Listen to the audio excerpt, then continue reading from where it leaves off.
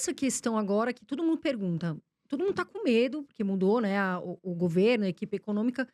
Que vocês como é que fica essa questão dos investimentos com o Lula agora e com toda a equipe nova? É uma boa pergunta, né. Assim, a gente sempre foi pessimista com Lula. Eu sempre fui pessimista com Lula, porque, enfim, eu tô no mercado já há 17 anos e eu vi o que foi feito no Lula um, 2, Dilma um, 2. Eh, então, eu não acreditava nessa história que chegou a ser ventilada no mercado, que a gente teria um Lula paz e amor. Só que o mercado se animou em algum momento com isso, né, então, acho que faltou aí um pouco também de assim, o mais engraçado é que ele não dava nenhum sinal de que ele faria isso. Na verdade, os sinais estavam todos ali e ele só tá fazendo o que ele realmente cumpriu, né. Você Eh fala, ele não deu sinal que ele seria fiscalmente responsável, é, né, ele falou o tempo todo que ele não seria. E é exatamente. justamente o que ele É, na verdade agora ele tá dando sinais que talvez tente ser, né, mas porque assim, de novo, hoje, assim, eu acho que como é uma eleição muito, muito, muito dividida, você tem uma pressão muito mais forte. E assim, obviamente, assim, o que que se esperava? Primeiro, uma equipe de ministros qualificada, não veio, veio pior, né, ou seja, veio o que é o padrão Lula, né, uma equipe muito grande. A gente teve um trabalho gigantesco de reduzir o número de ministérios, para reduzir o custo da máquina pública, etcétera. Ele começa já com uma história: "Eu vou aumentar o número de ministérios".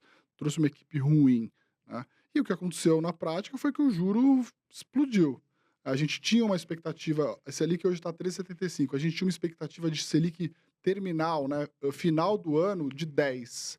Ou seja, é relevante cair 3,75 num período de um ano, né, você tem uma trajetória de juros caindo. Isso é bom porque fomenta consumo, as empresas reduzem sua alavancagem e o próprio país, né, o Brasil é um país que tem uma dívida PIB aí por volta de 74, 75, que é um número ok para um país emergente, mas o mercado ele precisa ver uma trajetória descendente. Quando você tem juro embicando, isso aumenta muito o custo da dívida. Então, o que que a gente está esperando agora? Alguma mensagem do governo do ponto de vista fiscal. Você resolve o problema fiscal de duas formas: ou você aumenta a receita, ou você reduz as despesas. Eu acho que vai vir através de aumento de receita. O que que é aumento de receita? É Imposto. mais imposto. Eu dificilmente acredito que vai vir uma super reestruturação aí de reforma administrativa, uma outra forma de, por exemplo, de você gerar receita para o governo, privatizar as empresas. De novo, eu acho que eles estão apostando de novo num modelo que lá atrás já foi provado que deu errado, certo? E é só que é que o aumento do estado, né. é o aumento do Estado. Quanto mais aumentam as despesas do governo, maior é o estado na economia, né, mais dinheiro você tira do empreendedor, da gente, né, e mais dinheiro vai para o estado gastar. A gente sabe já, todo mundo sabe no Brasil que o estado gasta muito mal, então você tá dando dinheiro para alguém gastar que gasta mal, quer dizer, você diminui a produtividade da economia, se a inflação fica mais alta, o juro fica mais alto, a economia fica mais no buraco. É, E aí você pode ter problemas com a dívida PIB lá na frente, né, porque se o PIB não sobe e a dívida sobe, né, com juro muito alto, você pode ter algum problema. E pegando o gancho no que vocês estão falando de possível aumento de impostos, muito se fala, claro, no nosso mercado investidor, de ações, né, sobre a questão da taxação dos dividendos. sim. Vocês acreditam que vá acontecer isso e seria algo para já 2023? Como é que as empresas podem driblar isso? Para quem investe, está nos acompanhando aqui, investe pensando em dividendos, Uhum. é um motivo de preocupação ou É, não fica preocupado? a tributação de dividendos em si, ela não é ruim, porque no mundo todo você tributa dividendos. O problema é você tributar, as 2 coisas ao mesmo tempo. A gente tem uma carga tributária gigantesca, ou seja, o empreendedor, antes de ganhar dinheiro, antes de ter lucro, ele já está pagando muito imposto. E aí é por isso que o dividendo, na hora de distribuir na ponta final, ele é isento. Não faria sentido você tributar muito e tributar também depois na hora de distribuição. Não, e faz sentido tributar dividendo também, porque tem muita gente que, tipo, ganha tudo na empresa e recebe tudo como dividendo, então paga zero de imposto de renda. O Sim. mercado financeiro usa muito isso, né. É. Então, assim, não faz sentido que você pague também imposto que seja 15%.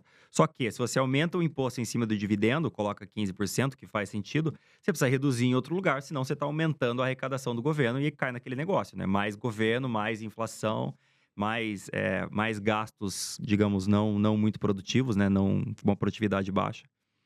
A ideia é um pouco assim, imagina o seguinte, se você reduz a tributação do empresário, da empresa, e você aumenta aqui embaixo, você estimula esse dinheiro voltar para a economia, né? Então, você tendo uma operação que é mais rentável, você vai contratar mais gente, você vai reinvestir esse dinheiro e desestimula um pouco a distribuição para enriquecer o empresário, o acionista. Essa é um pouco a lógica, vamos dizer assim, por detrás disso tudo. Mas, então assim, eu acho que vai vir a reforma tributária. Parece que tá muito difícil ler esse governo, né? Porque vem uma notícia A, depois vem uma notícia Z. A gente ainda vai ter que aprender um pouco como é que vai ser esse governo em termos de saber medir um pouco as declarações, né? Na semana passada e retrasada, a gente teve um monte de notícias, assim, catastróficas que no dia seguinte o cara, ele mesmo se desmentiu, né? O ministro da Previdência falou que chegou a falar que não tinha. Cada ministro assumiu e falou uma coisa, né? É. Cada um falou o que queria, aí depois o Lula juntou todo mundo e falou: pessoal, beleza e tal, mas vamos com calma, vamos conversar antes de falar, né?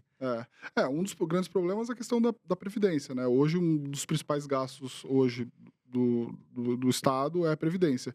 Você entra lá um ministro da Previdência e fala que não tem déficit na Previdência, você fala assim, meu Deus do céu, o que esses caras estão fazendo, né? Então, eu acho que vai ter vamos torcer agora para... O que a gente tem que torcer, eu acho? Nós, né? Empresários, investidores e tudo mais. A gente precisa, primeiro, torcer que haja uma boa comunicação do que está sendo feito, né? Em termos, assim, para onde esse governo está indo. Torcer para que de baixo, né? Eu tenho visto algumas notícias boas de que, por exemplo, a Tebet já trouxe para a equipe dela pessoas mais bem qualificadas. Então, são pessoas que têm um alinhamento mais parecido com aquilo que a gente está falando aqui, que é importante para um país como o Brasil. Responsabilidade fiscal. O Brasil não pode gastar mais do que arrecada. Senão essa bomba vai estourar em algum momento, né? Os juros explodem, inflação, juros e tal, e aí você entra num problema que chama dominância fiscal, que é o pior dos cenários. E tem que torcer também que a gente tenha alguma boa oposição. A gente tem que lembrar que o Bolsonaro perdeu essas eleições, mas o bolsonarismo ganhou essas eleições. O PT perdeu essas eleições, mas o Lula ganhou. Ou seja, o Lula é muito mais forte que o PT, né? E o Bolsonaro é mais fraco que o bolsonarismo. É muito louco isso, né? Acho que talvez muito por conta esse embate que ele teve muito grande com a imprensa, também com as declarações que ele fez. E aí eu pontuo principalmente a questão aí de pandemia, né? Que foi um erro muito grande, acho que a postura dele. 90% da população é a favor da vacina, ele vai lá e fala que é contra. Então, assim, não é muito inteligente você fazer isso, por mais que você lá dentro acredite. Ele foi contra vacinar criança. Então, o Brasil é um dos países que mais vacina no mundo, e ele cara, assim, foi inacreditável. Então, assim, a gente tem que torcer também que a gente tenha bons representantes lá na Câmara fazendo boa oposição, né? Então, assim, o governo nem começou, aprovou aumento de salário de deputados e de ministros, assim. Eu vi hoje isso. Sabe, foi eleito com o aumento do salário mínimo, a primeira coisa que eles fazem é aumentar ministro e deputado. E vai faltar pro salário mínimo também, parece. Eles vão ter que aumentar menos, porque senão não vai caber. Já aumentou menos. Aumentou menos do que a contribuição. O piso, né, do INSS é maior do que o salário mínimo. Mas peraí, eles anunciaram, porque eles têm que anunciar, né, no primeiro dia do ano, né, o novo aumento do salário mínimo. Então já vão reaver isso? Já foi anunciado? Vai ter que ser menos. Eu não tenho Acho que foi um pouco. já foi. Eu não lembro se eles já anunciaram ou não, mas tem que ser um pouco menos do que eles queriam antes. Do salário de ministro. Hoje eu tava vendo. Salário mínimo. Salário mínimo para a população. Eu não sei o certo, não. Porque eles colocaram um pouco acima da inflação, se eu não me engano. Acho que é 8%. Né? A gente teve uma inflação de 5,6%, deve ter um juro real de 2%. Tô falando sem ter certeza dos números. Mas então talvez eles vão ter que descer aí para próximo da inflação.